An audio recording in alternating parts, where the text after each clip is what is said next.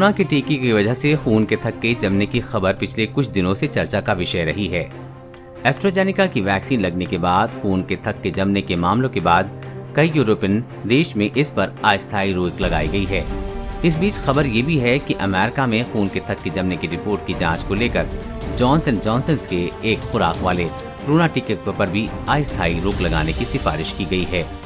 तो क्या सिर्फ वैक्सीन से ही खून के थक्के जमने का खतरा रहता है या फिर और भी कोई वजह है जिससे शरीर का खून का थक्का जमने की आशंका बनी रहती है? अमेरिका के सेंटर फॉर डिजीज कंट्रोल और फूड एंड ड्रग एडमिनिस्ट्रेशन ने एक साथ बयान दिया है कि वो जॉनसन एंड जॉनसन की वैक्सीन लगने के कुछ दिनों बाद खून के थक्के जमने से पीड़ित महिलाओं के 6 मामलों की जांच कर रहे हैं। ये महिलाएं 18 से 48 साल के बीच की उम्र की थीं। स्पेन की डॉक्टर मारिया लियोनोर रोमोस ने हाल ही में ग्राफिक बनाकर ये समझाते हुए प्रयास किया है कि किन लोगों के शरीर में खून का थक्का जमने का खतरा किन वजहों से हो सकता है। एस्ट्राजेनेका वैक्सीन अगर 10 लाख लोगों को लगी है तो उनमें से खून के थक्के जमने के सिर्फ 4 केस में खून का थक्का जमने का खतरा रहता है, यानी कि 0.0004%।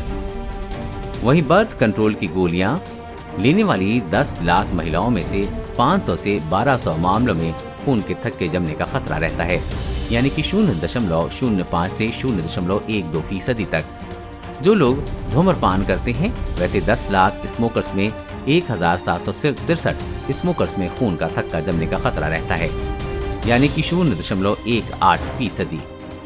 जिन लोगों को कोरोना का संक्रमण हुआ है वैसे 10 लाख लोगों में से 165.000 यानी कि 16.5% लोगों में खून का थक्का जमने का खतरा रहता है।